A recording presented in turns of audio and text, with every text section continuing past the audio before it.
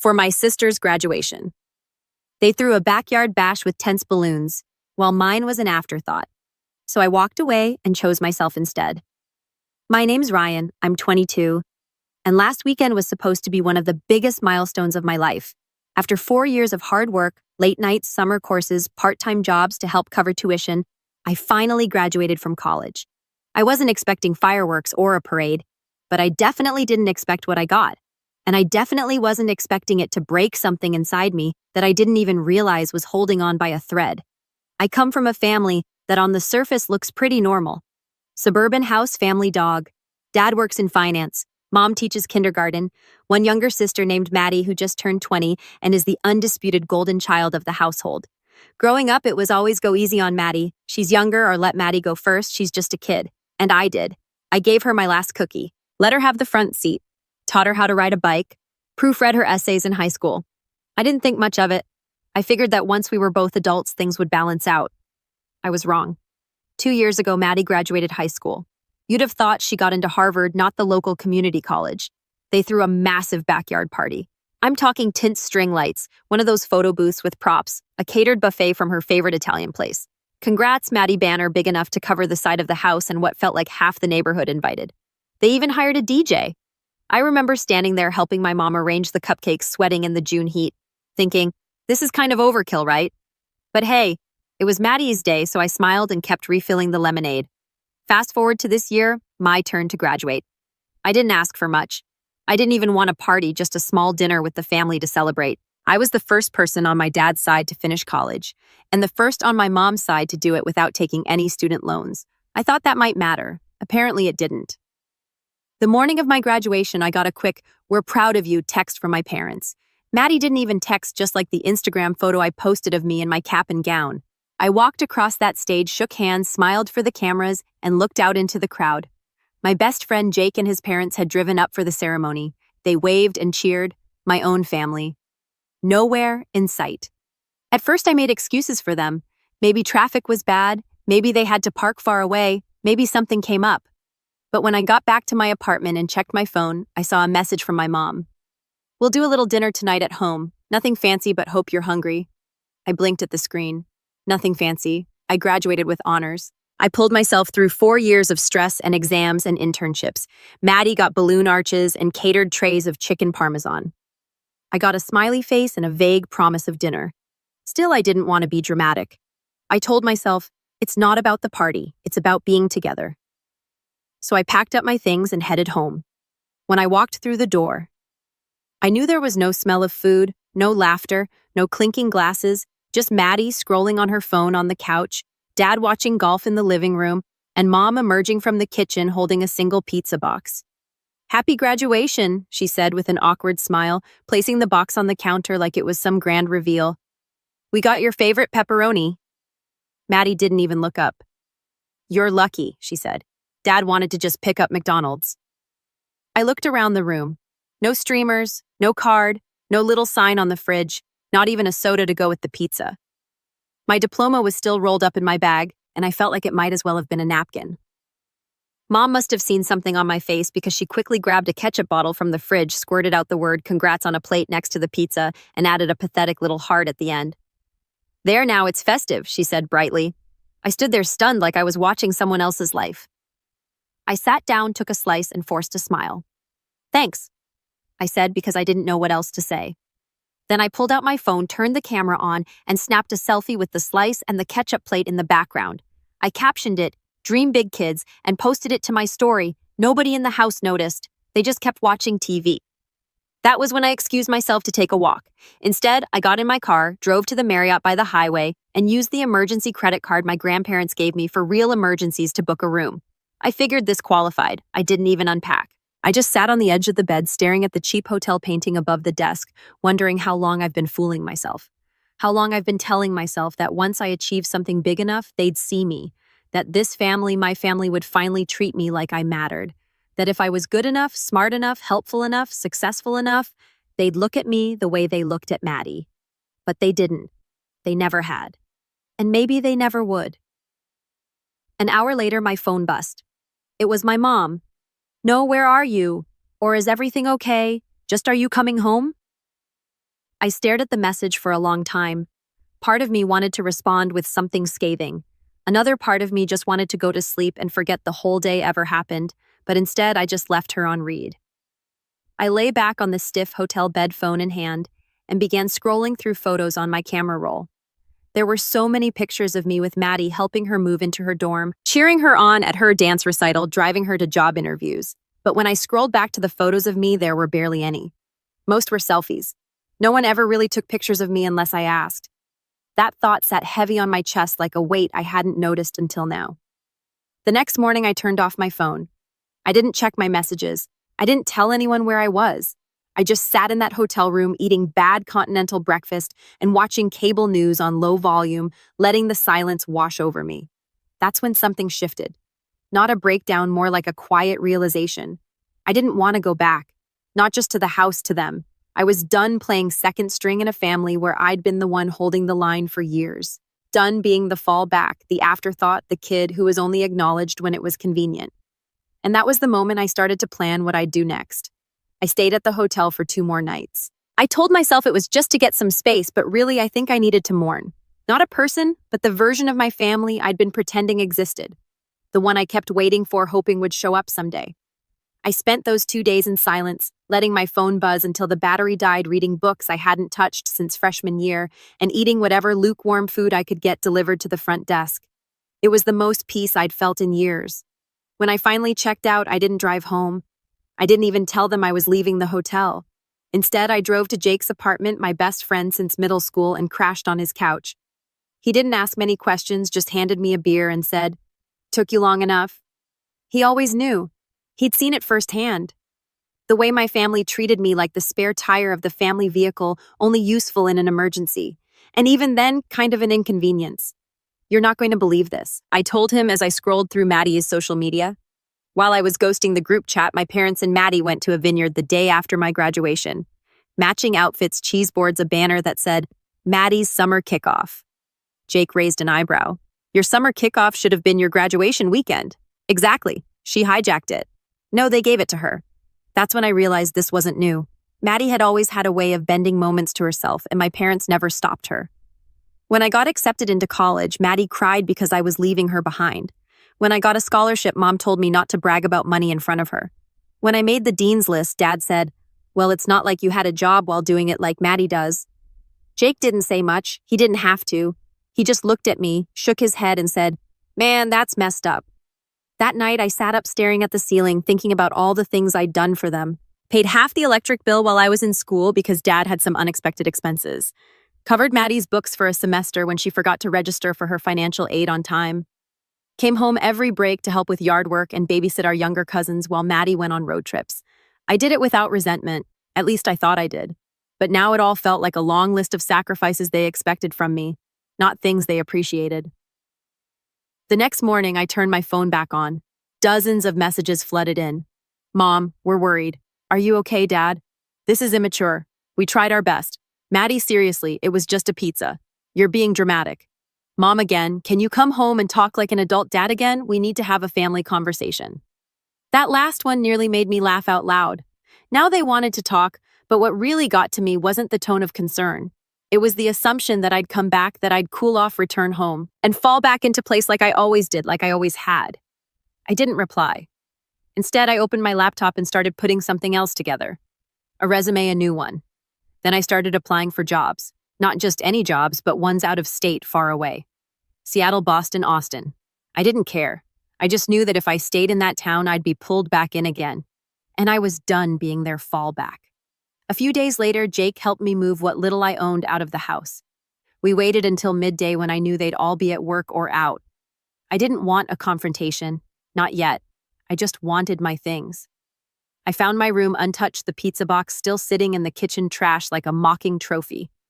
As I packed up books, clothes, and a few framed photos I actually liked, I noticed something strange. One of the kitchen drawers was locked. It was the one Mom always said held family documents. Curious. I found the tiny key taped under the junk drawer where she used to hide it when I was a kid. I opened it. Inside were a bunch of envelopes, bank statements, tax returns, and what looked like insurance papers.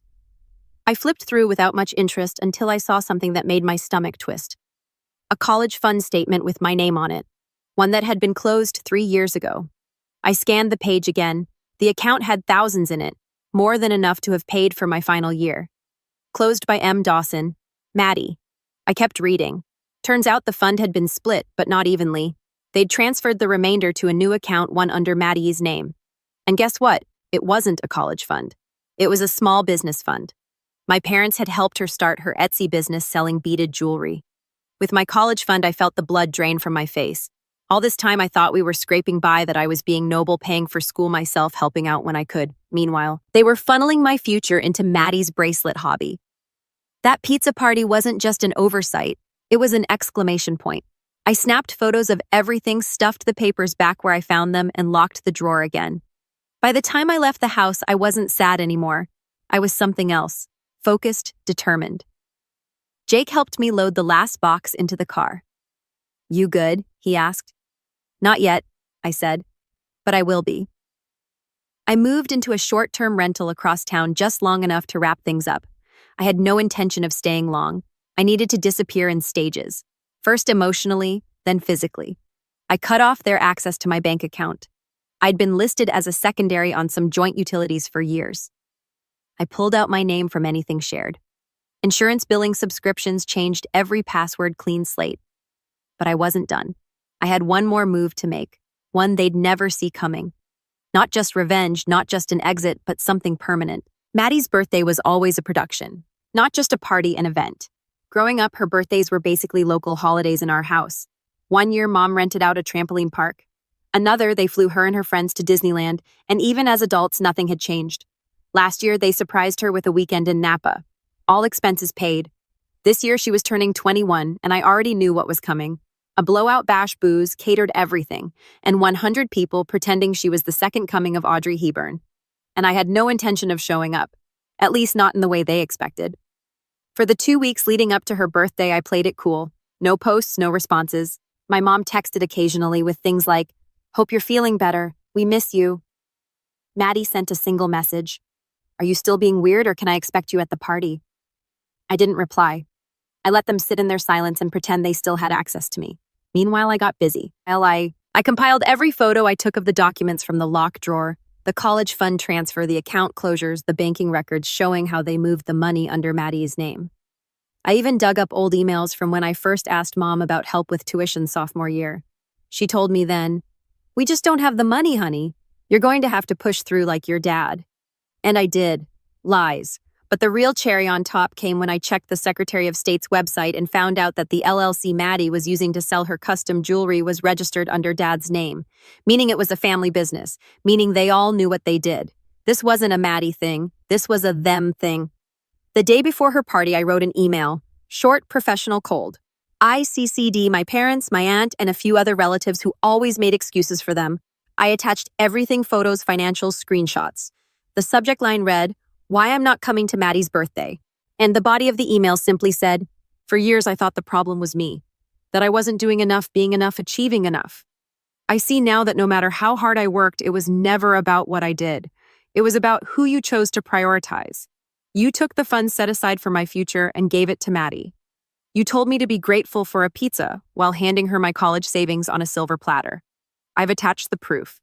No one has to take my word for it. I won't be attending the party or any future ones. Consider this my RSVP, permanently declined." Then I hit send. Jake was the one who kept an eye on the fallout for me. I refused to check the group chat, but he did. And boy, did it implode.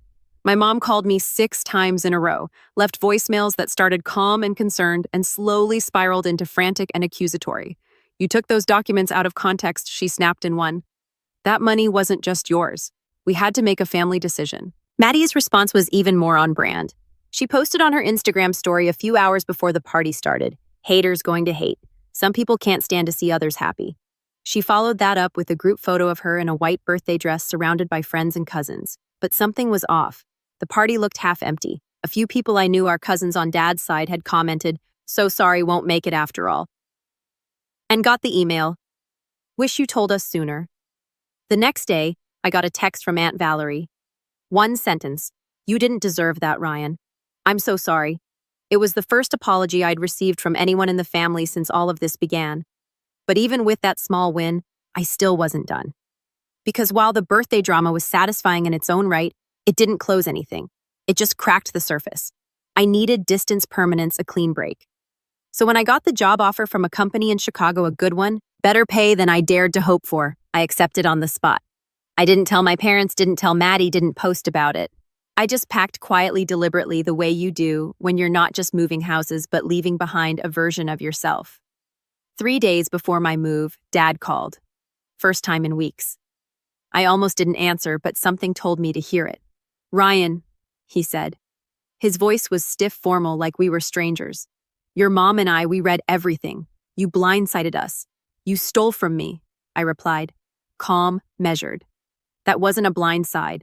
That was exposure. He exhaled sharply through his nose. "You have no idea how hard it was to make that decision. Your sister needed help. So did I." There was a pause, a long, choking silence. Then he said, "You don't have to leave. You could still be part of this family if you just—" I hung up. That was the last conversation I had with either of my parents. The next morning, I loaded my car and hit the road. But right before I left town, I did one more thing.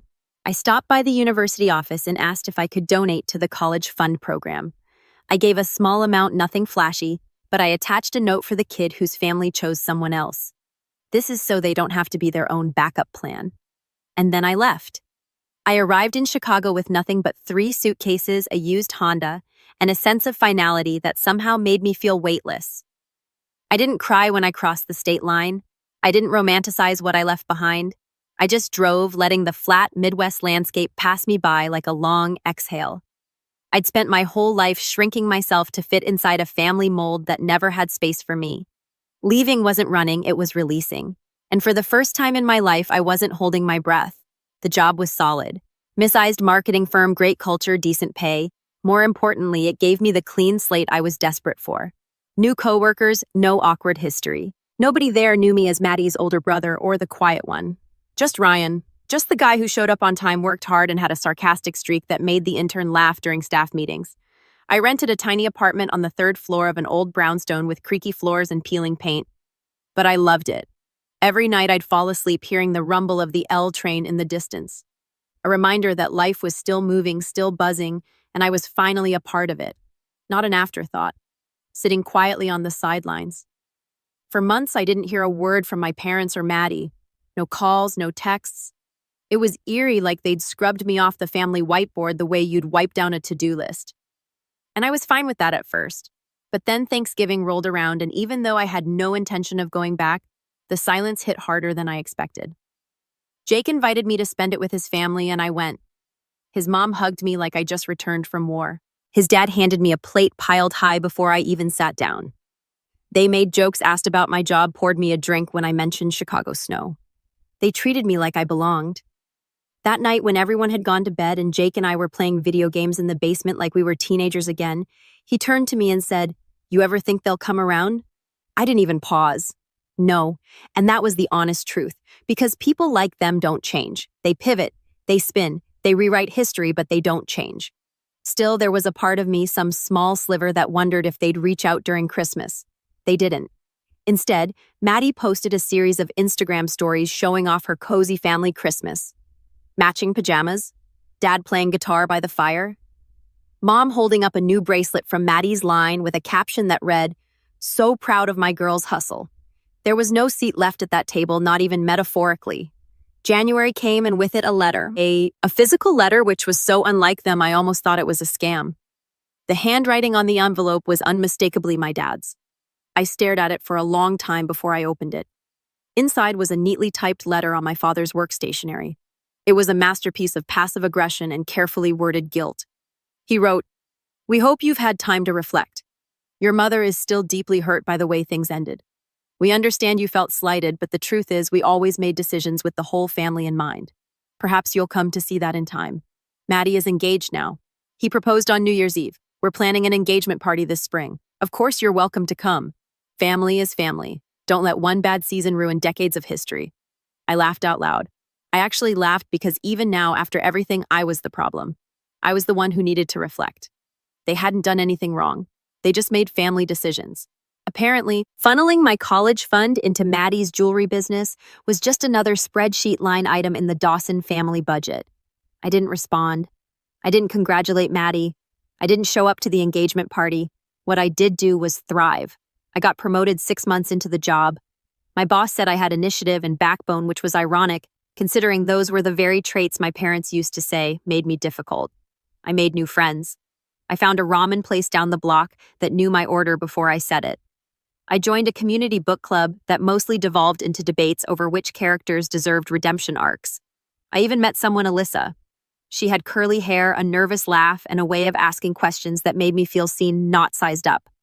We took things slow, real slow, and I was okay with that. Then came the wedding invite. Cream-colored cardstock, gold foil lettering.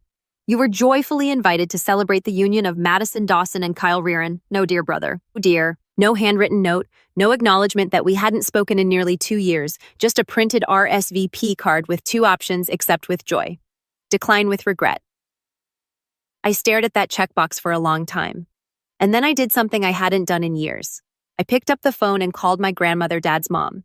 She was in her 80s now and lived in a retirement community in Arizona.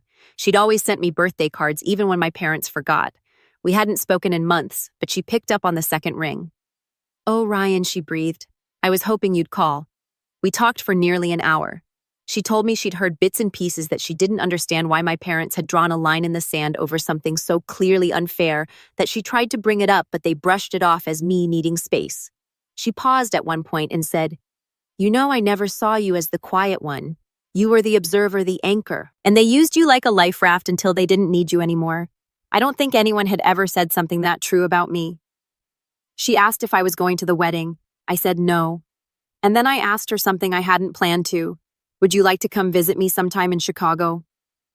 There was a pause, and then a laugh. "Ryan, I'd love nothing more." I didn't RSVP to the wedding, but on the same day, Maddie walked down the aisle. I was walking with my grandma down Michigan Avenue, showing her the bean, introducing her to deep dish, and laughing over the pigeons trying to steal her hot dog. She said it was the most fun she'd had in years. That night, I posted a single photo on social media, just me and her on a park bench holding matching mugs of hot cocoa. I captioned it, "Found the family that shows up." It got 1 like from Maddie's old college roommate. I don't know if she meant to do it or if it was a silent nod, but it made me smile. And that was the moment I knew. I didn't miss them. I missed the idea of them. The hope that someday they'd be what I needed, but that hope was a trap. And the freedom I'd found on the other side of it was something I wouldn't trade for anything, not even an apology. Months passed, seasons changed, life moved on. Maddie announced her pregnancy on social media a year later. There were balloons and glitter and a gender reveal that involved a confetti cannon in their backyard. My parents posed beaming and matching grandma and grandpa shirts. I didn't feel a thing. No envy, no bitterness, just distance, healthy, necessary distance. They had their world, their curated version of family. And I had mine, quieter, smaller, but honest. And in the end, that was enough because I didn't just walk away from the party. I walked into something better, something real, something that for the first time in my life felt like mine.